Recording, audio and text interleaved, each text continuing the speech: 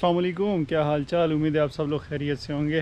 तो भाई आपका भाई फिर से आपकी खिदमत में हाज़िर है, फिर से एक तवील अरसे के बाद। ये मेरा एक डायलॉग ही हो गया, ठीक है। मैं भी हर वक्त यही बोलता हूँ कि आपका भाई हाज़िर है एक तवील अरसे के बाद। असल में पता है बात क्या है? बात ये है ना कि मसरूफियात बहुत ज़्यादा हैं, बहुत ज़्यादा चीज़ें हैं जो कि हर वक्त लाइफ में मतलब हो रही हैं। डेली की रूटीन कोई ऐसी बन गई है कि आप सुबह उठो, जाओ काम पे जाओ, स्टडी भी आपने करनी है, आपने इंटर्नशिप का भी कुछ करना है, आगे पीछे और काफ़ी चीज़ें एक फ़्लो सा बना हुआ है ना। तो बिल्कुल भी टाइम नहीं मिलता कंटेंट किसी भी तरीके का बनाने का। तो उम्मीद करता हूँ आप सब लोग खैर खैरियत से होंगे। मैं भी अल्हम्दुलिल्लाह खैर खैरियत से हूँ, अल्लाह का शुक्र है। और बाकी आज का मेरा आप लोगों से दोबारा थोड़ी मोटिवेशन इसलिए हुई है आप लोगों से बात करने की कि मैंने कहा चलो आप लोगों से एक बार फिर कुछ चीज़ें शेयर की जाएँ। कुछ ऐसी चीज़ें जो कि मोस्टली अभी काफ़ी लोगों के वीज़ाज़ जो हैं आ गए हैं मोस्टली लोगों के, और काफ़ी लोगों के और आने हैं, ठीक है। और काफ़ी लोगों ने भी अप्लाई करना है। तो मैंने कहा मैं उसके बारे में थोड़ा सा आप लोगों को बता दूं कि क्या सीन है। तो उसके बारे में ये वीडियो होने वाली है कि वीज़ा कैसे अप्लाई किया जाए और किस तरीके से आप अप्लाई करेंगे कि आपकी वीज़ा की रिजेक्शन कम से कम आई जाए, ठीक है, या आपका वीज़ा रिजेक्ट ना हो। तो उसके बारे में ये वीडियो स्पेसिफ़िकली है। तो अभी जितनी भी आगे मैं बातें करूँगा मैं स्पेसिफ़िकली इसी के बारे में करूँगा। तो अगर किसी भी बंदे को इसकी रिलेटेड इन्फॉर्मेशन चाहिए तो ये वीडियो एंड तक देखें, आप लोगों को बहुत फ़ायदा होगा, ठीक है।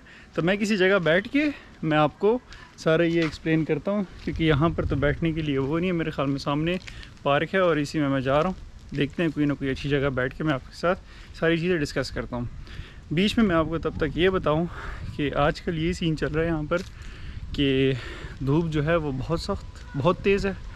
आप धूप में फिर नहीं सकते। अभी भी जब मैं धूप के सामने आता हूँ, हालांकि मौसम ठंडा है, ठंडा ऐसे है कि 26-27 के अराउंड टेम्परेचर है, पर ये कि धूप जो है ना वो चुभती है आपकी स्किन को, जो है ना वो मतलब इरिटेट करती, इच्छी सी है वो, उस टाइप की हो गई है। तो ये कुछ है इसमें। बाकी मौसम अच्छा है, वेदर अच्छा है, बाकी सारा मतलब एनवायरनमेंट अच्छा है। तो ये सीन है, ठीक है। बाकी मुझे बेंच नज़र आ रहा है, बैठ के कंटिन्यू करते हैं। तो इसमें सबसे पहले जो चीज़ आ जाती है आपके साथ जो मैंने शेयर करनी है वो ये है कि मतलब काफ़ी रीज़न्स हैं। उसमें से जो मैं फ़र्स्ट रीज़न पहले ये बोलूँगा कि आप अपनी प्रोफाइल किस तरीके से बनाते हैं, ठीक है।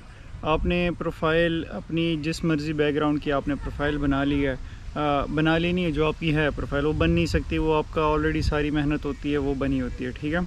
तो आप अभी जब आगे फ्यूचर में किसी भी चीज़ में अप्लाई कर रहे होते हो तो वो आप पे डिपेंड करता है कि कौन सी फ़ील्ड आपने सेलेक्ट की है। अभी मिसाल के तौर पे मेरा सारा बैकग्राउंड जो है वो कंप्यूटर के रिलेटेड है। मैंने अपना बैचलर जो है मैंने कंप्यूटर इंजीनियरिंग में की हुई है। तो इस तरीके से मेरा जो प्रीवियस भी सारा इंटरेस्ट और स्टडीज़ थी वो इसी की रिलेटेड थी। तो जब मैंने अप्लाई किया मास्टर्स में तो मैंने डाटा साइंस में अप्लाई किया था, मास्टर्स इन कंप्यूटर साइंस, और स्पेसिफ़िकली उसमें डाटा साइंस।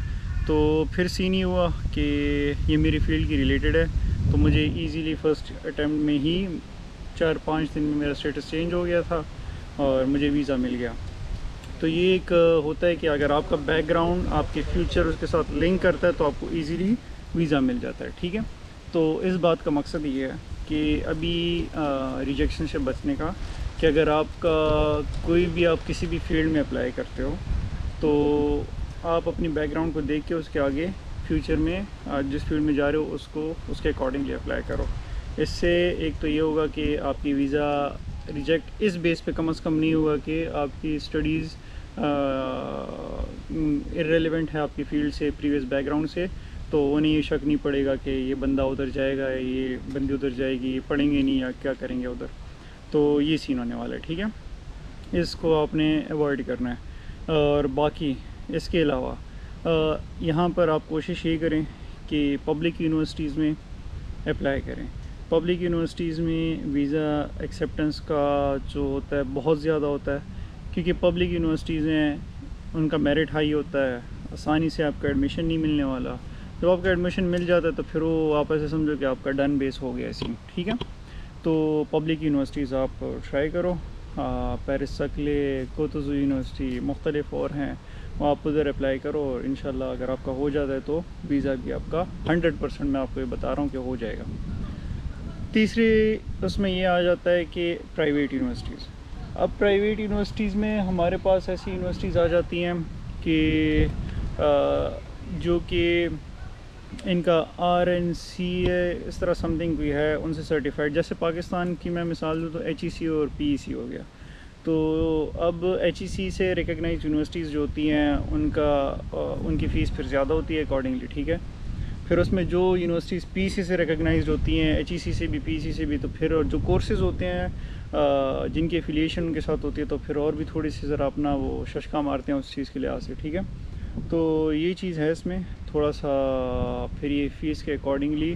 तो आपने प्राइवेट यूनिवर्सिटी में अप्लाई करना है तो आप उस यूनिवर्सिटी में अप्लाई करना जो कि यहाँ के एजुकेशन सिस्टम से वेरीफाइड हो, ठीक है। तो जब वो वेरीफाइड होती हैं फिर सीन ये होता है कि आपको उसके अकॉर्डिंगली जो यहाँ पर मतलब यहाँ पर जो गवर्नमेंट है उसके अकॉर्डिंगली आप मतलब इजीली रिकमेंडेड यूनिवर्सिटीज़ में आपको वीज़ा आसानी से मिलता है। बात करने का असल मकसद ये समझ गए होंगे आप लोग, ठीक है।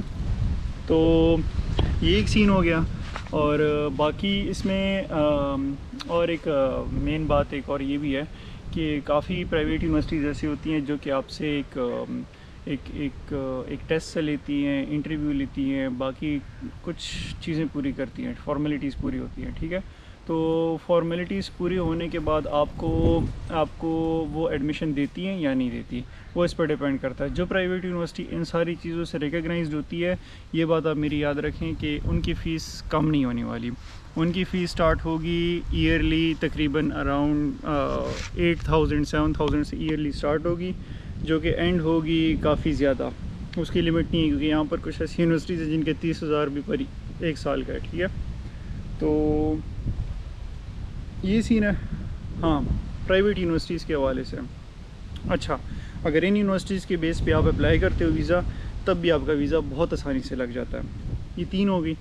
अब इस तरीके से एक और चीज़ है, कुछ प्राइवेट यूनिवर्सिटीज़ ऐसी होती हैं कि जिनकी फ़ीस 1800 है, ठीक है। उसकी एक और स्टोरी है, वो फिर मैं आपको किसी दिन बताऊंगा या अभी थोड़ी देर बाद मैं आपको बताता हूँ। ऐसा सीन है कि उनकी फ़ीस 1800 होती है। वो अगर आपका एडमिशन ऐसे होगा कि आप अप्लाई करो, आपको कुछ भी नहीं करना, आपको बहुत इजीली एडमिशन मिल जाएगा उसमें, ठीक हो गया। तो उस एडमिशन का तो आपको बहुत आसानी से मिल जाएगा, पर उसके बेस पे आपका वीज़ा कभी भी एक्सेप्ट नहीं होगा, कभी भी नहीं होगा एक्सेप्ट। ये बात आप मेरे से यहाँ पर अभी लिख के ले लो, ठीक है। तो बेहतर यही होता है, अपना पासपोर्ट ख़राब करने से बेहतर यही होता है कि आप उस बेस पे अप्लाई करो जिस पे आपकी एक्सेप्टेंस के चांसेस ज़्यादा हैं, इंस्टेड कि आप इजी तरीका या वो ढूंढो कि जिससे आपकी रिजेक्शन हो जाए।